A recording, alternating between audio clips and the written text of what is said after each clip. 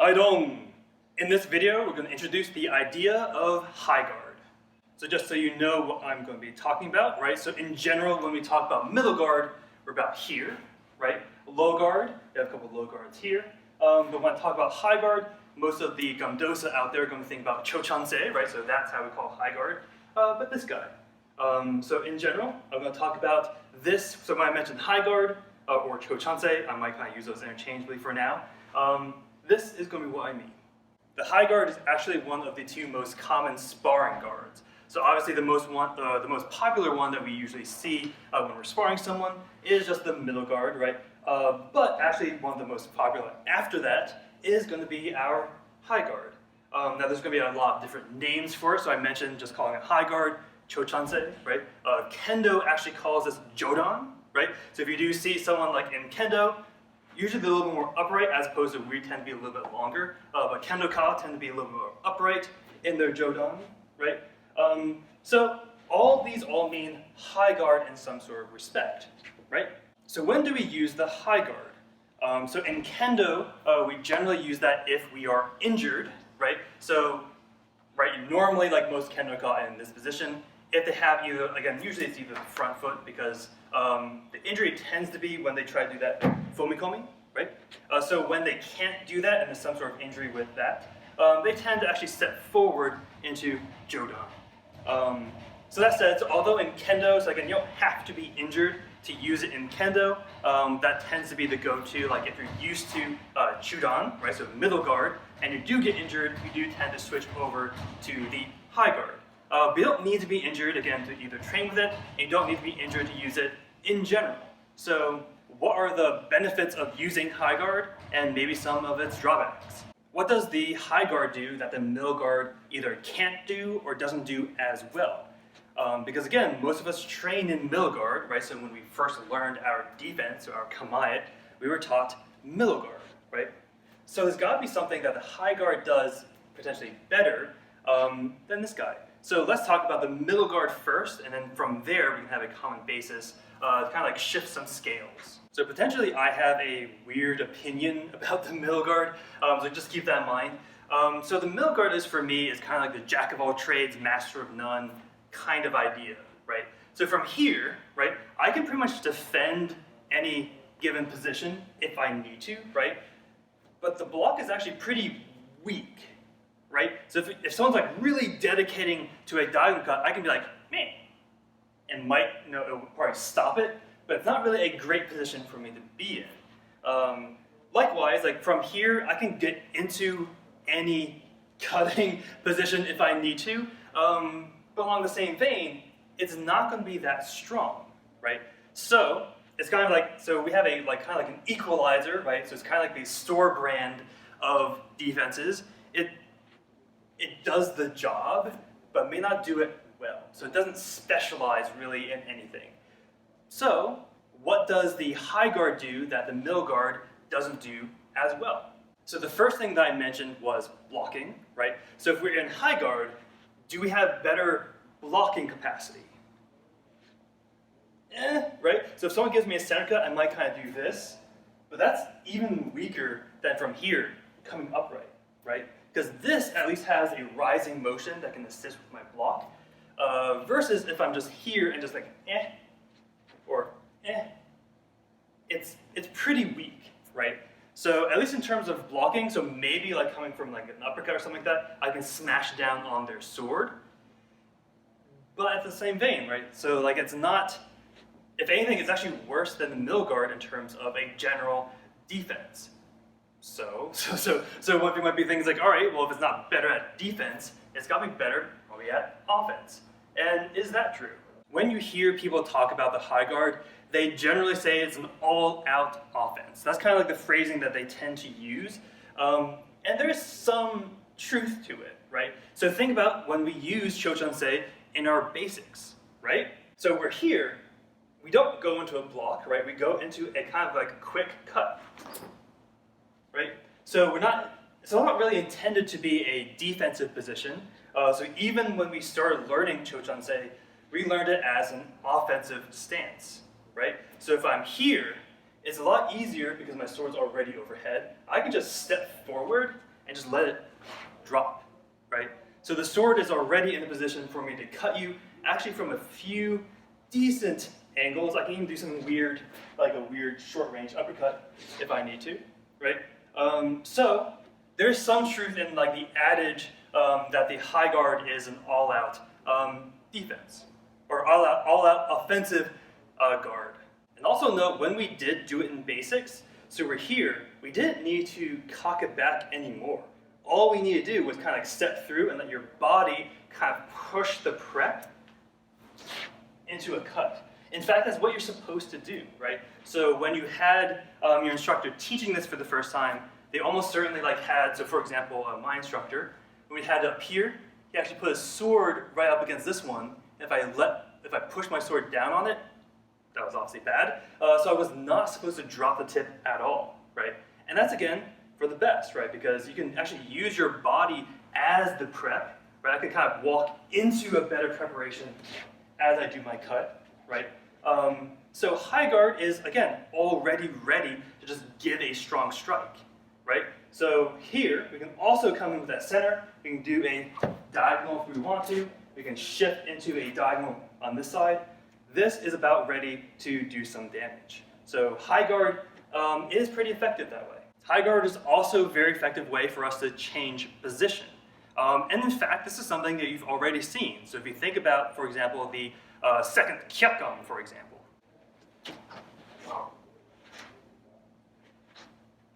So notice it was actually very easy for us to switch, again, positions. So from here, it was actually very easy just to check, right? And this position is really good for just surveying around you, right? So if I'm here and something fishy is going on here, all I need to do is like, huh? What? Right? So this is actually a really nice position to survey your surroundings. So this is one thing that is very different, again, from Gumdo, or from Gumdo to many other martial arts, right? So the Federation and Gumdo is all about battlefield, right? So I'm not up against only one person like in Kendo. I'm not up against only one person like in, Iaido and all that fun stuff. I'm up against many, right? So I just dispatch this person. That might be an ally, might be an ally. Ally, but I don't really like you. Oh, you, I can take you out, and you can go on from there, right? So this is a really good position for us to, again, survey the situation. And if you don't believe me, when is the first time we do high guard in a form? Form 1, right? So you may not believe me yet, right? But the idea is, all right, so someone is coming at me trying to, end my life. So I'm going to be like, all right, so please don't. I'm going to back you off with a nice clearing crosscut. What do I do next? Yeah, right? This is a good position for me to first of all see, like, all right, he backed off, or he didn't. If he didn't back off, I can do a nice quick cut, right? Almost like this is very similar to what we did in our basics.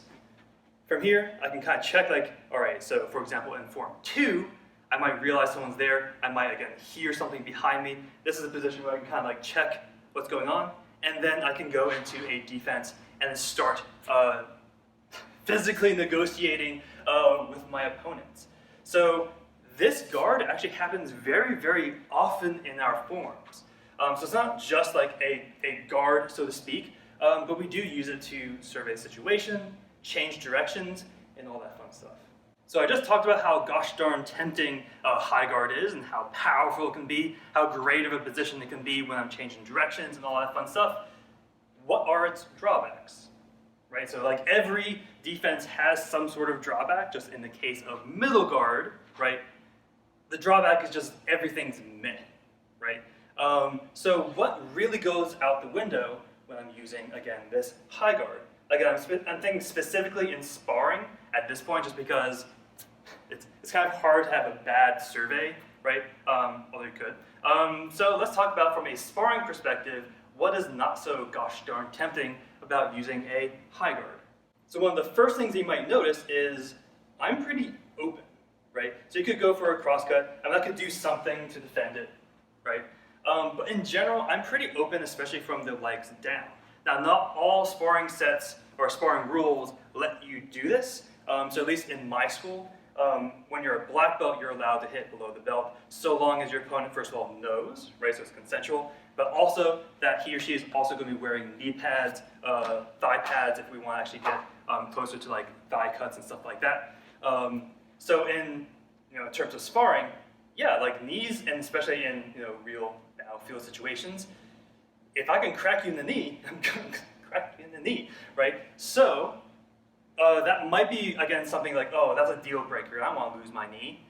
Well, also think about the situation that this is happening. So there's a reason why I mentioned that only black belts and above, only black belts are allowed to use those lower strikes, is because most newbies, when they're told, oh, I can just strike someone using a knee shot, almost immediately get shut down. And I'll show you why. So if I'm here and someone goes in for that knee strike, right? So most people, when like, oh, I'm going to go for your knee, I'm going to do something like this, right?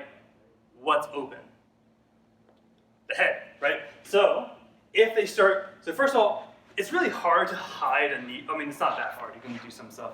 But especially if you're a newbie and you're told, oh yeah, you can hit the knee, they do this giant wild swing and it's very telegraphed. So if you're up against someone who does that, right, so I see them do this, all I need to do is pop, strike them in the head, and I don't even need to step with that, right? So if they're aiming for my knee, and I strike them in the head, even if that sword's coming in, it will still probably hit me, right? It might cut me, but definitely won't slice, right? Because you need that squeezing power to actually pull through the body. So if the sword's coming in towards my knee, my sword is embedded into their cranium, yeah, they're gonna like have some momentum to hit the side of my knee. That'll probably hurt. I might be out, but it's not gonna be enough to relieve me of my knee. So what is another potential weakness to this? Well, I have something that's kind of covering a good portion of my vision, right? This guy, right? So this is actually how you fight people who use this guard. All you need to do is really kind of move here, so to my left, and once you get into my blind spot, you can start to do really anything you want. You can go for my knee at that point, because all I would see is eventually like something coming in this way. What I would need to do as the user of the high guard is literally shift to follow you, or switch to a different guard. That makes more sense if you're not dedicated to using the high guard, but that is a serious weakness, right? So again, if you're up against someone who's using high guard, just go that way. Just move around, right? So it's not fencing. We have to go along one line. You can move around a target. In fact, you should do that. So once you do that, again, this guy either has to shift, has to turn into a different guard, which you could do very easily. But then you're no longer in your standard Chochunse. And another way you can attack these high guard users is something as simple as a thrust to the face. So this is very, very common if you're in Kendo and you fight Jodan, the tsuki, right? So going for the throat. If you're in Hima and you're up against someone who's really high, stab to the face, right? And for us Gumdosa, same thing, right? So if I'm up here and you stab me in the eye, so first of all, even if I notice it happening, which is actually a little bit harder to notice than you might think, because just think about the idea of telescoping, right? So if you're here and you just see this going for you, it's actually really hard to kind of gauge the distance between it. So it's actually a little bit harder to gauge. But even if I notice myself being stabbed and I try to cut you in the process, notice also what's going to be happening, right? So if I am thrusting into someone's face, first my guard is going to get in the way, right? So if they are going to try to cut me along the same path, they're going to have to contend with my guard. They're going to have to contend with my arms, right? So if I stab you in the face, even if they're trying to cut this way, most likely our forearms are going to knock against each other, and even if the cut's still able to hit my head, it's going to be very, very weak, right? That said, I probably wouldn't bet my life on it, but it is a technique that is going to be generally working in your favor, right? Because if you do stab, all you need to do is move out of the way, and they're done, right? So once they're stabbed in the face, first of all, that is a lethal shot, so that should probably end the match, right? So if you're here, and they're still coming for that center cut, so first of all, your sword is in their face, so they may not be able to see you that well. All you need to do is sidestep, right, and they're going to cut away from you. So those were three major, again, weaknesses of this particular guard. But there are also ways a person who's using Jodan or using high guard can fight against that. This was a general overview of our high guard, at least from a sparring perspective. So one of your drills is going to be just develop 3 combinations of your own, right? So assume the high guard and try to make contact with your partner 3 different ways, right? Now I'm going to post a video of 3 combinations that I recommend you practice, right? And they're going to be things from different sources, right? So there's going to be something, 2 specifically from Gumdo, 1 that I'm going to be stealing from my HEMA friends. But try it, right? So again, assume the guard, try to make contact in 3 different ways, right? Depending on what sparring set that you use at your school, try figuring out a way you can still strike the knee, right? So even from high guard, you could strike the knee, you could just crash down this way. You could also come in with an uppercut. So just think about 3 ways you can dispatch your foe using your high guard. Another one of my common drills is to try using high guard with different length and different weight swords, right? So right now I'm using a kind of like middle to heavy-ish standard length longsword. That might be very different if I use a really, really heavy longsword or a really light short sword. So try it out, right? So again, high guard was developed for allegedly a general purpose. So try it out, see which combination works the best for you. And lastly, as you go through your forms, make note of how often you actually go into high guard, right? So technically, you could also make the argument that every time you prepare for a center cut, you're technically in high guard, or every time you prepare for a diagonal cut, you're technically in high guard. But even with those exceptions, think about how often you just use high guard to change position, to look around you, or just have to be in a position to strike, right? And you're going to find that happens actually pretty often, especially the higher up you go. So with that, make sure you keep training and stay humble. Haidong!